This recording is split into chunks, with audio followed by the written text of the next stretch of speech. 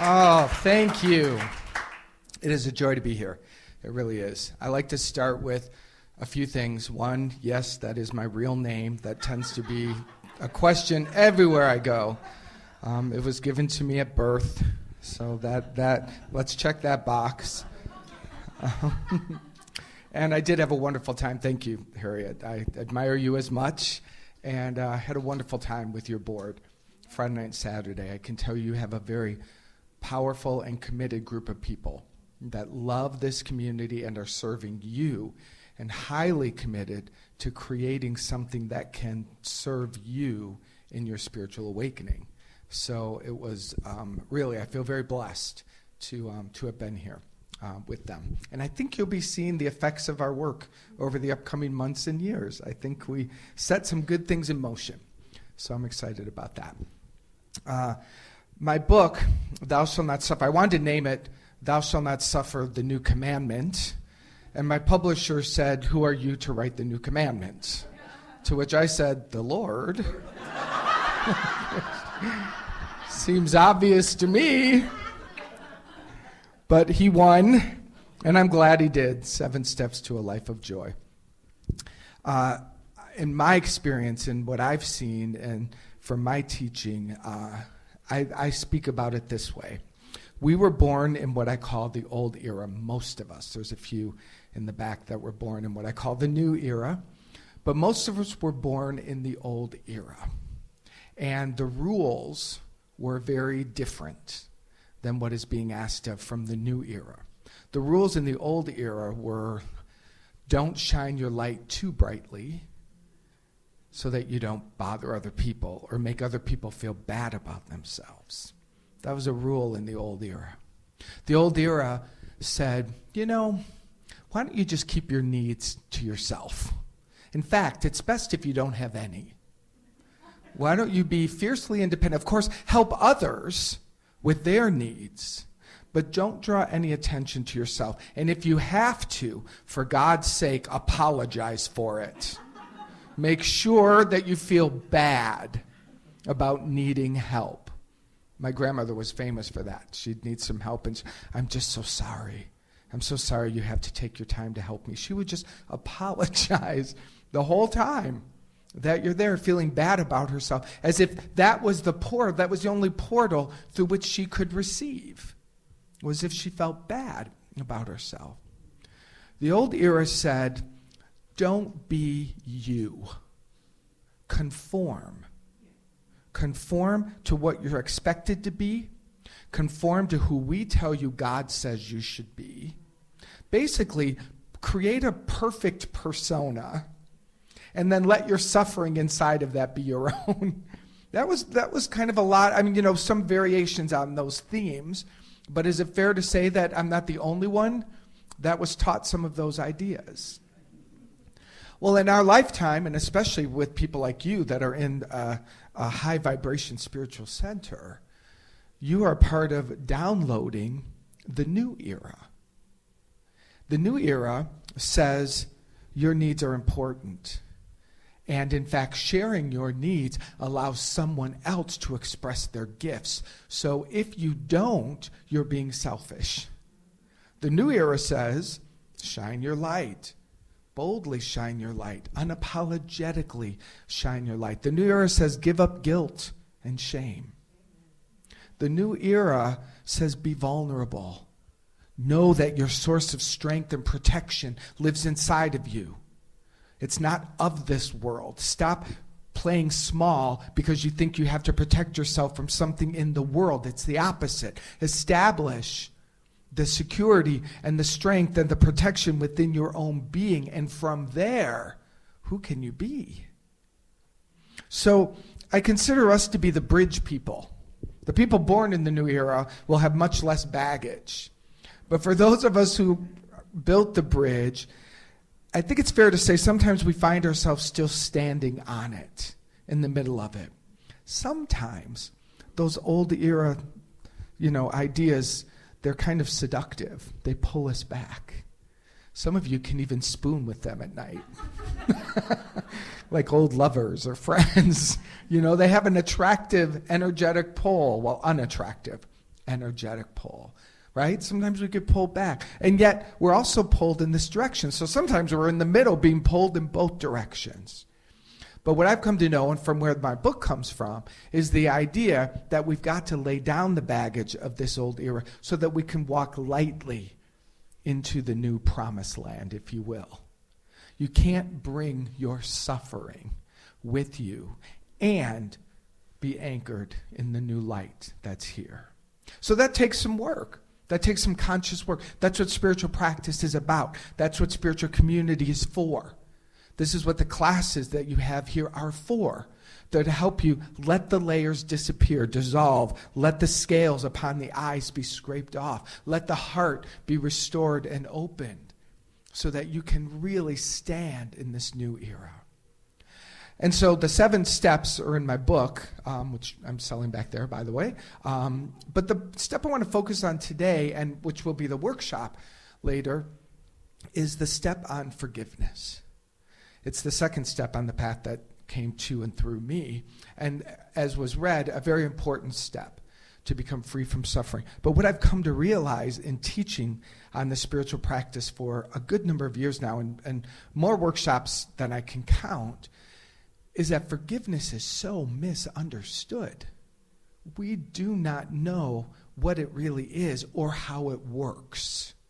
The old era has a very different definition of what forgiveness used to be. And it kind of makes sense. I don't know about you, but when I was a kid and I'd get in a fight with my brother, who's a year older than me, my mother would sit us both down and you'd have to say, tell your brother you're sorry. Well, between me and you, I was not sorry. Right? I wasn't. I mean, I was a kid. But I said I'm sorry, and why did I say I'm sorry? So I didn't get in more trouble. So this is the conditioning that exists, at least a piece of it, around that. Or I'd have to say, I forgive you.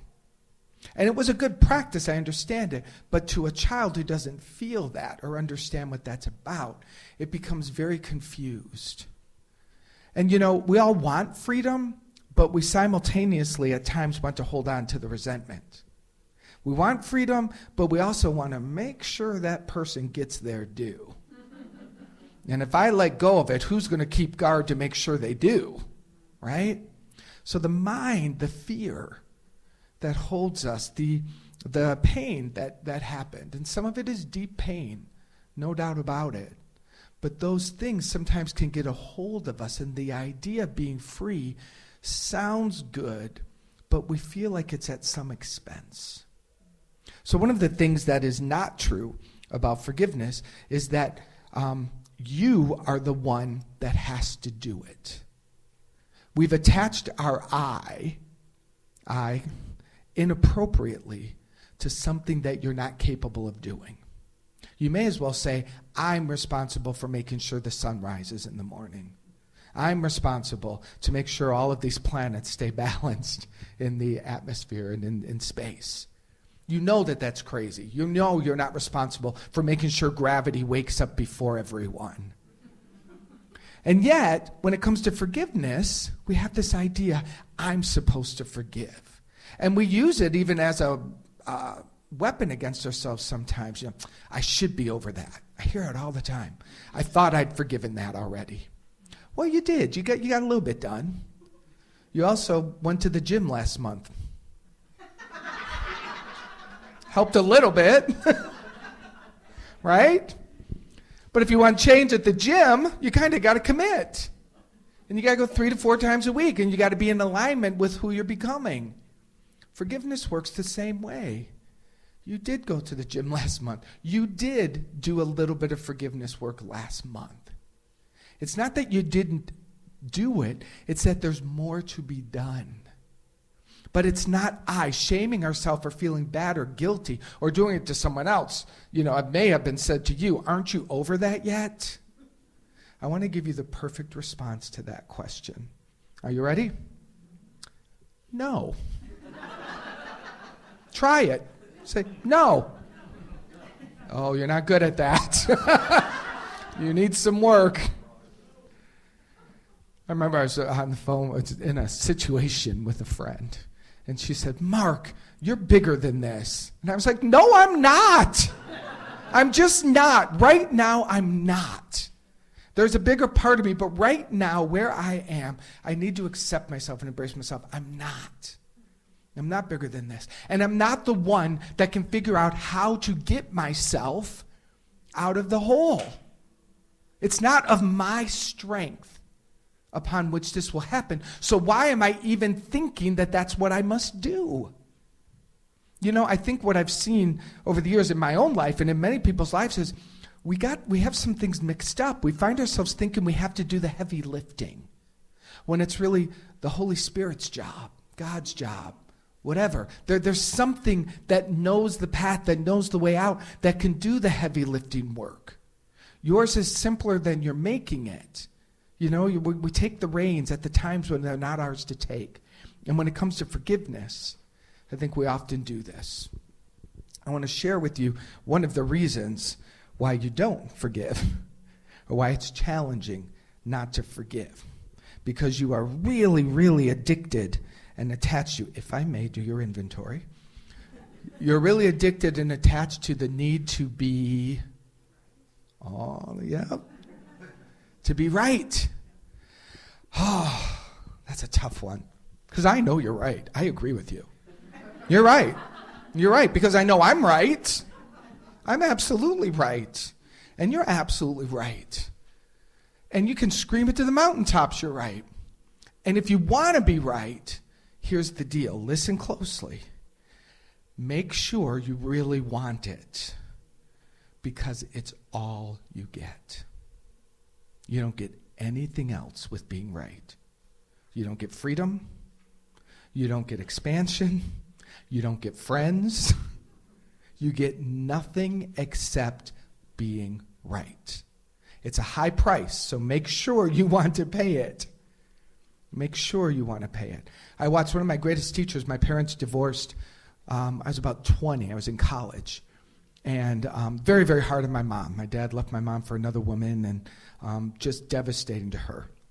And she spent, up to this day in some ways, but decades being right. Really, really playing the persecuted. Really right how horrible those people were. But I watched her friends disappear. I watched her life become smaller and smaller and smaller, because being right is lifeless. So do it for a while. I mean, don't deny yourself the full experience. I'm not into denying experiences. I think that's part of our problem as humans. We don't let ourselves fully express and feel. I think one of the most beautiful things, by the way, I'm not a parent, but one of the most beautiful things is seeing a toddler throw themselves on the floor and have a full-on tantrum. And what's beautiful is you watch the energy move through their body. There's no withholding. They don't know yet that that's wrong. So the energy consumes them, and they have the full thing. And then when they're done, they get up, they go play, they have a drink of water, they do whatever. They fall asleep. But they're free. We are not free. Now, I don't recommend doing it out on the sidewalk, just flailing. But if you want to, go for it. I'm not going to tell you no either. But we've denied so much of ourselves. So I'm very passionate about, if you really need to be right, do it. Do it for 3 days. Do it whatever you want to do. And give yourself the full expression of it with the intention to move to the other side. So that's one of the things. We'll talk more in the workshop about things that we need to give up in order to really experience forgiveness. But back to another idea of thinking about this, how we get stuck in thinking we have to do it. Here's an analogy for you. Imagine you're walking down the street and you fall down a hole 30 feet deep. Boom, straight down. And you're looking up. You could beat yourself up all day long that you're unable to fly or levitate or think yourself back onto the main road. You can feel bad about that all day long. Or you can simply yell for help to the people that are walking by. Seems to be a much faster, easier exit. Someone hears you, they throw a rope down, a ladder, they do something to assist you to get out of the hole. It makes sense to you that you need help. Unforgiveness is like being stuck down a 30-foot hole. And forgiveness What forgiveness is a mystical practice, a mystical something that is done unto you. Forgiveness is a mystical something that is done unto you. You don't do it. You don't do it. So please let yourself off the hook. Next, someone says, can't you forgive that? Your immediate answer, no, I can. I actually can. Thanks for asking.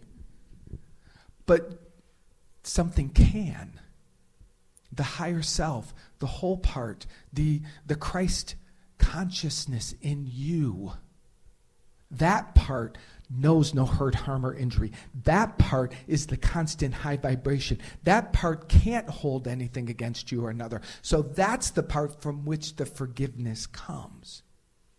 So your job, your first step in forgiveness is to ask that it be done.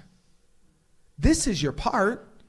Don't try to wrestle with, I have to forgive, I forgive. Simply go, I ask that forgiveness be done. Scripture says, ask and it is given, seek and you shall find, knock and the door will be open. That is a promise. That is how the universe works. And your part is clear. It's the very first word, ask. You are the activator of this forgiveness. And so we ask that forgiveness be done for myself and for whomever. And that makes, I like to imagine that a golden cord comes down the 30-foot hole, wraps all around me, and it lifts me up out of the story. And forgiveness knows, it's intelligent. It knows maybe it'll bring me a book. Maybe it'll bring me to the right practitioner for a session or two. Maybe it will lead me to a talk. Maybe it will do something. It will take over my course. And it will lead me to whatever I need to assist me in becoming free when you ask that it be done. Jesus, when he was on the cross, my first book is called The 7 Living Words, and an illuminated perspective on the 7 last words of Jesus, which are 7 phrases. Now, I don't know if he said it or didn't say it. I don't care. He was up on the cross. I doubt that there was a reporter down there capturing his every word. But there's still a mystical something in this myth. And the first thing that he says, the first phrase, is, Father, forgive them, for they know not what they do. He demonstrates asking. He demonstrates looking up, Father, higher consciousness, God self. He calls upon that to do the forgiveness work. In my experience, this may not be yours, but in my experience, one of the teachings I know is here is the science of mind teaching, of which I was trained. And in some ways, we, in our humanness, took on too much responsibility. We really, I don't need a mediator. I don't need an I remember people saying that. I don't need an intermediary between me and God. And I was like, okay, well, I'll try that on. But now I'm like, I'll take as many as I can get. Who are you kidding? I need help crossing the street. Who am I to say no to help with the higher complex spiritual things and subconscious things I'm dealing with? That's crazy. That is crazy to me, that in our pompous, arrogant ego self, well, that is really what it is. It's the ego that says, I don't need help. Well, I've just become very humbled by my life. And I need lots of help. And the great news is it's here, but it waits upon your asking. So we ask, and it gets activated. That's the first step. The second step in the process is pay attention. Don't repeat the story. So we have to stop feeding it, right? Now, I have an exception to this. If the story really won't leave you alone, it may be because it hasn't been fully expressed. It may be because it's still something about it is trapped, an unexpressed emotion, an unexpressed cry, an unexpressed rage. Something that you probably deem unacceptable for you to have. So if the story won't leave you alone, that could be the sign that says, go to your minister, go to a spiritual counselor, go to an enlightened therapist, with the intention of, you hold the truth, I'm going to express this. And then you get it out. You get it out, and you give yourself the willingness to really have it. I was sharing yesterday, very grateful for my household. We do a lot of work in consciousness, and if one of us is, my partner and I, if one of us is having an upset or we really feel like we're in the victim spot, we'll say, are you available to really let me go all the way in this? And if my partner says yes, he'll take a seat, and then I just get real bratty and baby, and I yell, and I have a tantrum, and I match the story with the energy. And when you match it, it blows up and it disappears. So, because we're such controlled, self-contained people in our Western world, the story may be saying, please let me out. Feel me. So, but let's say that that's one exception. Otherwise, our work is to not talk about them or it any longer, because an identity self has been formed around it. You're beginning to know yourself as that. And the more you talk about it, the more that persona takes on color and image, and you're putting meat on the bones. So we want to refrain from doing that. Now, this is important to know. It doesn't mean the story won't come up in your thoughts. But when the story returns in my thought, that says to me, go back to step one. It's just a call for me to, once again, ask that forgiveness be done. It's not a one-time deal. I have to ask for it as many times as I need it. It's like medicine. I've got to take it 3 times a day for X number of days. I've got to do forgiveness as many times as I need to until it has enough in me to transform the story. And so when the story comes to my mind, I ask that forgiveness be done. I ask that forgiveness be done. I move into the mantra. What I'm trying to do, stay with me, what I'm trying to do is detonate the bomb.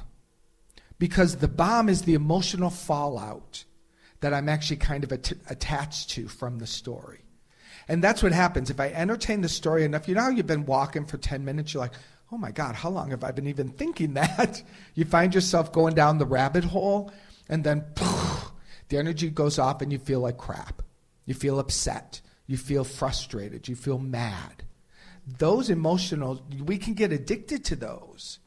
So we're trying to catch ourselves before that emotional bomb goes off. If you don't and it goes off, that's all right. Do the forgiveness work. Any place you land, love yourself.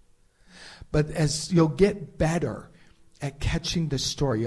I'm thinking about it. I ask that forgiveness be done. I ask that forgiveness be done. And you'll really start to build the muscle for it. And eventually you're going to go, oh, wow, the story disappeared. It was only there for 5 seconds. I'm back to looking at the beautiful sun. I'm back to looking at the glorious nature. I'm back to being in my life right now, which is where I want to be. This is our practice. And it's easy. But it requires attention, and it requires the understanding of what is yours to do and what isn't yours to do. Does this make sense to you? So my hope for you is that you're experiencing some freedom around this thing, forgiveness, and I'm giving you a different idea, right? So just to refresh, if someone says to you, gosh, why don't you get over that story? Why don't you just forgive it and move on? What's your response? No. Or I can't. Not no. I mean, we're willing, but either one. But I can't. Not yet. Or thank you, I'm working on it. That would be a Byron Katie response. Thank you, I'm working on it. Thank you, I'm working on it. And then it's a sign to remember, I don't do this. Forgiveness is a mystical something that is done unto me when I'm willing. I had a true miracle, and then I'll move into prayer, of forgiveness. And it was when we were at Agape, and I was working with my practitioner. I was sexually abused as a child, and it really haunted me, and it did a lot of damage to my 20s and during my 20s. And it also led me to God in some beautiful ways.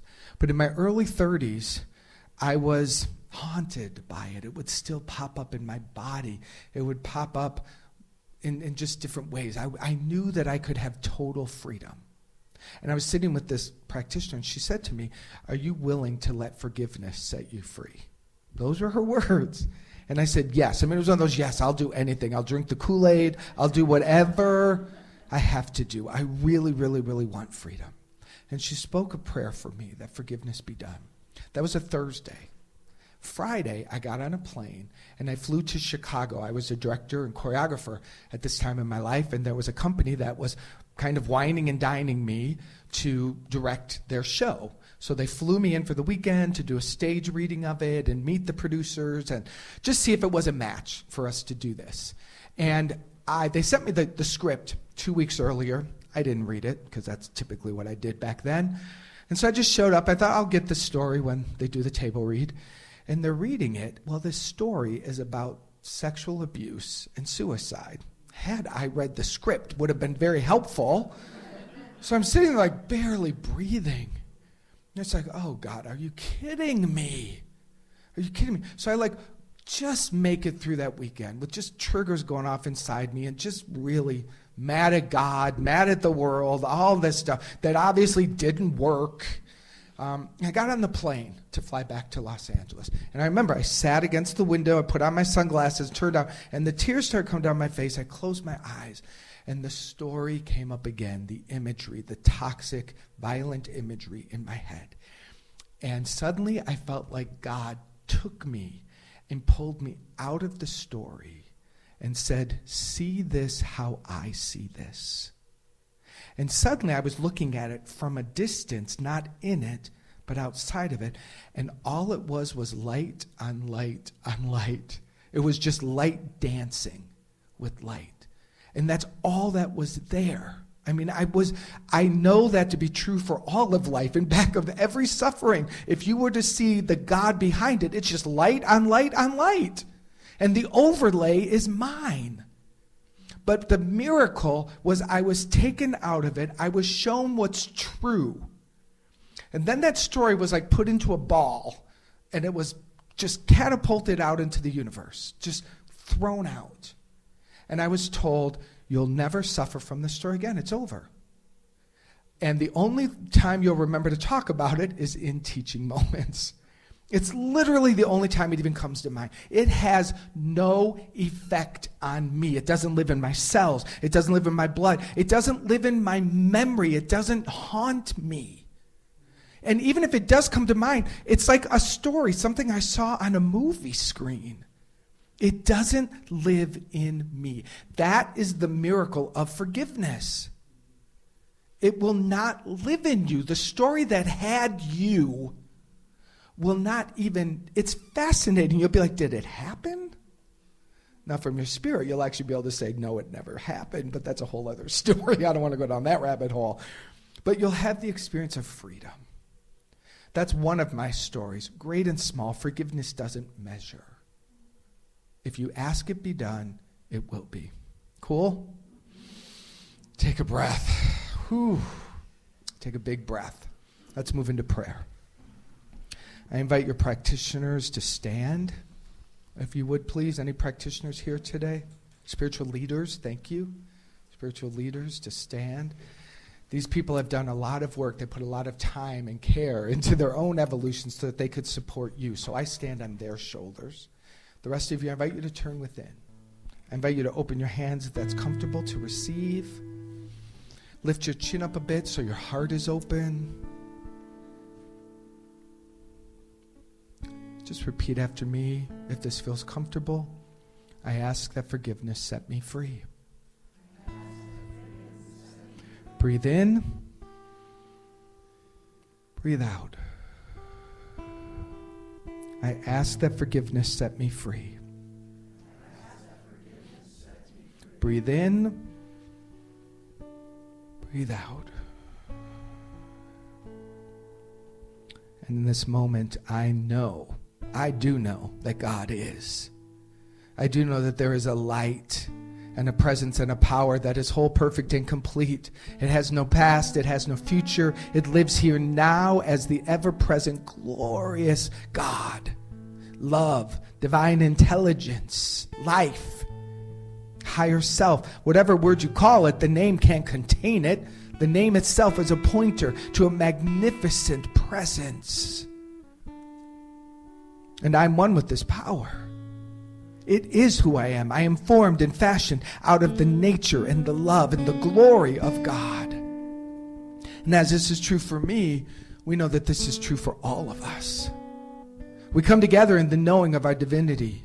We stand or sit here in this present moment, willing to let this presence and power expand more fully. And in this expansion, in this receptivity, we lift our eyes up into the heavens and we say, in great gratitude, feeling the flow of love, I ask that forgiveness set us free. I ask that forgiveness be done to all those who have caused harm to us, known or unknown. For truly, they did not know what they do not know what they do.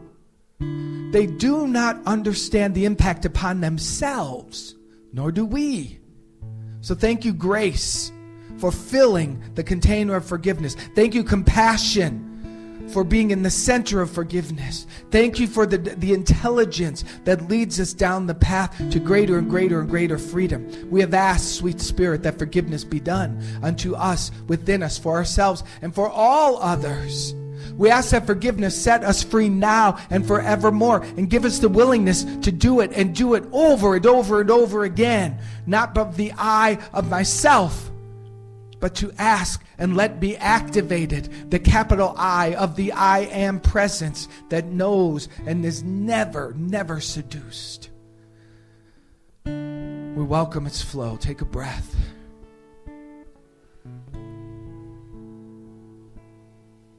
Feel your energy expanding in this moment. Imagine your light becoming larger. Imagine all the stories just dissolving and disappearing. The cords to the past being cut. If there's anyone specific that you've been holding outside of your heart, you don't have to make anything happen. Just say inside your own heart, I ask for forgiveness, set me and this person free. Keep them in your mind as far at a distance as is safe and comfortable for you. Doesn't matter. I ask that forgiveness set me and fill in the blank free. I ask that forgiveness set me and my mother free. I ask that forgiveness set me and my boss free. I ask that forgiveness set me and my husband, my wife, my lover free. I ask that forgiveness set me and my brothers and sisters free. I ask that forgiveness set me free. Bring your hands to your heart. Bow your head.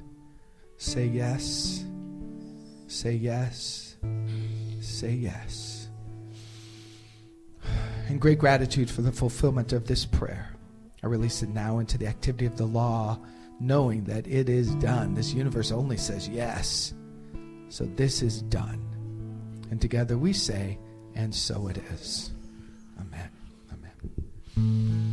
And so it is. And so it is. And so